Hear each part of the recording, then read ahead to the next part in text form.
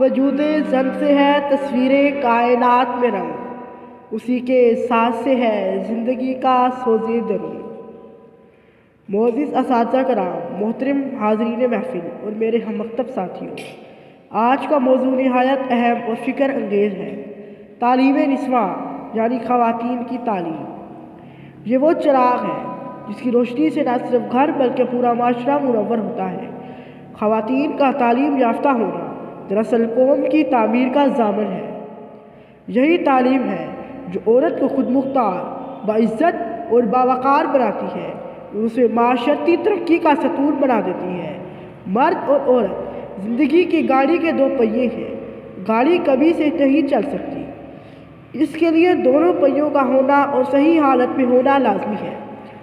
اگر کسی وجہ سے ایک پہیہ ٹوٹ جائے یا خراب ہو جائے یا سرے سے ہو ہی نہ تو گاڑی کھڑی کی کھڑی رہ جاتی ہے، اس کا چلنا ممکن نہیں ہے۔ یا یوں کہہ لیجئے کہ پرندے کے دو بازوؤں میں سے ایک ٹوٹ جائے تو پرندہ اڑنے کے قابل نہیں رہتا۔ یہی حال ہمارے معاشرے کا ہے۔ اس میں مرد اور عورت دونوں کی اہمیت یکساں ہے۔ ایک مرد کی کامیابی کے پیچھے ہمیشہ ایک عورت کا ہاتھ ہوتا ہے۔ ہماری تعلیم و تربیت کا آغاز اسی دن ہو جاتا ہے جب ہم اپنی ماں کی گود میں ہوتے ہیں۔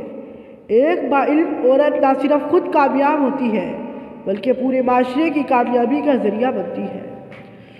نپولین بوناپارٹ کا قول ہے، تم مجھے اچھی مائیں دو، میں تمہیں بہترین قوم دوں گا۔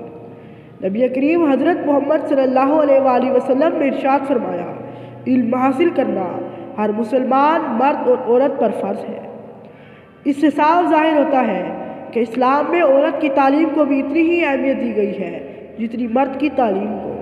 معاشرتی طور پر ہمیں اکثر مردوں اور عورتوں کے حقوق میں فرق نظر آتا ہے، لیکن اسلام نے 1400 سال قبل عورت کو وہ حقوق عطا کیے جو کسی اور معاشرے نے نہیں دیے۔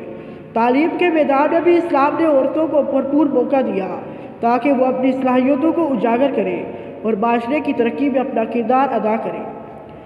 وہ قوم کسی نشان کی حقدار نہیں جس قوم کی عورت ابھی بیدار نہیں ہے، اس قوم کی عورت ابھی بیدار نہیں ہے۔ تاریخ گواہ ہے کہ دنیا کی عظیم خواتین جیسے حضرت خدیجہ، حضرت فاطمہ اور بے نظیر بھٹو نے نہ صرف اپنے خاندان بلکہ پورے معاشرے کی خدمت کی ہے۔ انہوں نے ہر مشکل وقت میں مردوں کی شانہ بشانہ کھڑے ہو کر انہیں کامیابی کی طرف گامزن کیا۔ عورت ہوں میں، پرعزم بھی ہوں، پرعلم بھی ہوں، میں جیتوں گی ہر جنگ، قلم میرا ہتھیار ہے۔ یہ اشعار عورت کی اہمیت کو واضح کرتے ہیں۔ ایک عورت کے بغیر زندگی کا تصور ادھورا ہے اور اسی کے علم و آگہی سے معاشرہ ترقی کرتا ہے۔ محترم حاضرین، یہ بات یاد رکھیں کہ تعلیم ہر انسان کا بنیادی حق ہے، چاہے وہ مرد ہو یا عورت۔ ہمارے معاشرے کی ترقی تبھی ممکن ہے جب ہم اپنی بیٹیوں کو تعلیم کے زیور سے آراستہ کریں گے۔ بیٹی کے لیے زیور تعلیم سے بڑھ کر تحفہ کسی بابل کا کوئی اور نہیں ہے۔